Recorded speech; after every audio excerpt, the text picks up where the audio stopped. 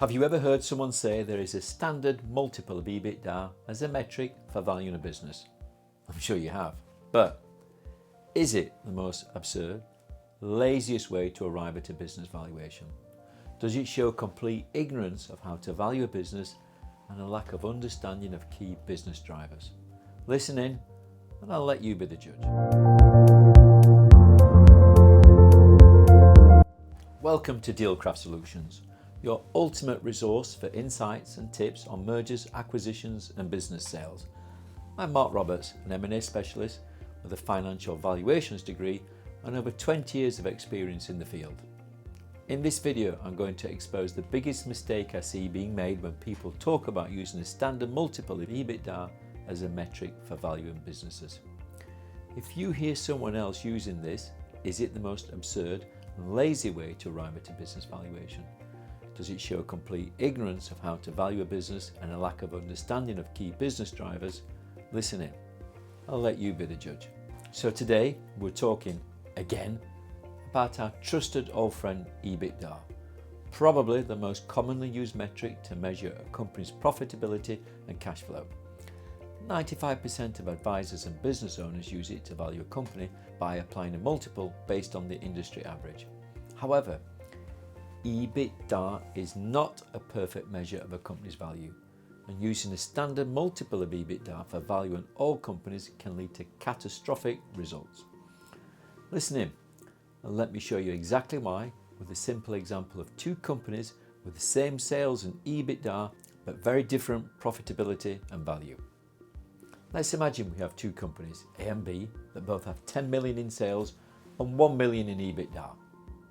At first glance, they might seem to have the same value, and if we apply a standard multiple of EBITDA, say 10 times to both of them, that would give us a valuation of 10 million for each company. But let's look closer at how they generate their EBITDA.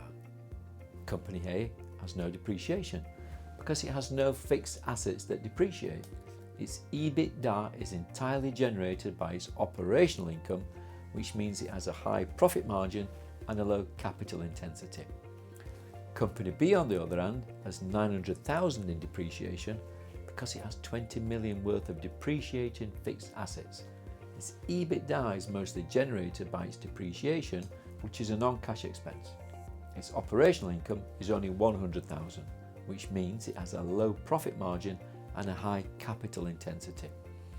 As you can see, companies A and B have wildly different profitability and value, even though they have the same sales and EBITDA. Company A is more profitable because it has a higher operational income and a lower capital intensity. Therefore, Company A should be worth more than Company B because it has a higher return on invested capital and a lower risk. Using a standard multiple of EBITDA for valuing both companies would ignore these differences and overvalue Company B and undervalue Company A. This is why EBITDA is just not enough to value a company, and why using a standard multiple of EBITDA to value all companies can be misleading.